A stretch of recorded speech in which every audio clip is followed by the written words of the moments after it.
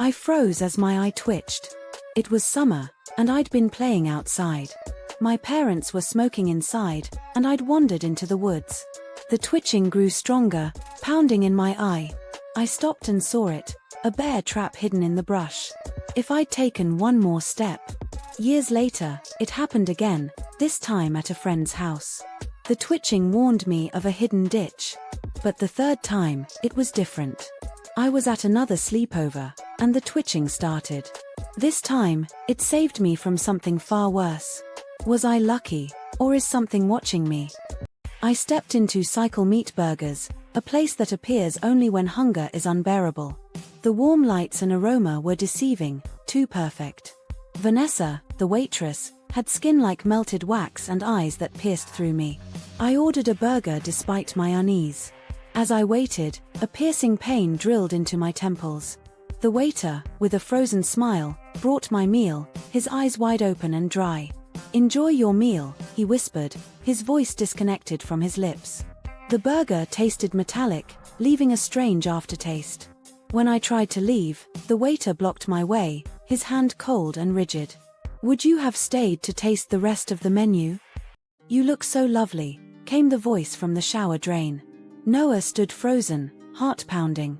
He had heard it clearly this time in the silent bathroom. Shaking off the chill, he finished his routine and went to bed.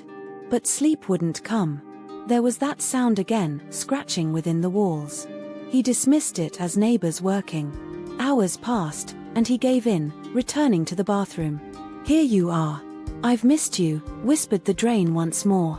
With dread coiling in his stomach, Noah knelt by the tub, pressing his ear against the metal. Silence. Then, a blink. A bloodshot eye stared back from below. "Hi there," the voice smiled. "Would you have stayed to look?" I saw two sets of footprints. Mine, and ones that weren't there before. The forest was quiet, empty. My friend, Alex, whispered, "Let's set up camp." But I felt a strange warmth near a black stone in the distance.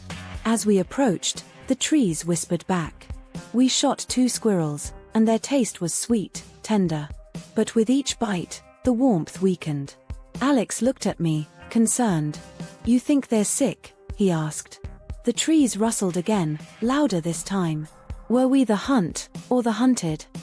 The letter's promise haunted me, free their souls.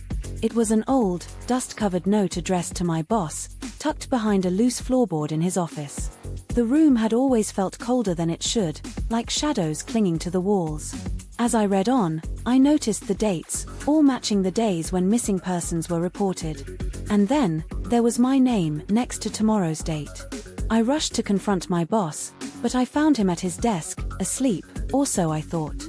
His eyes opened, unnaturally wide, and he whispered, "You're next." Then the room went dark. "Would you have opened the letter?"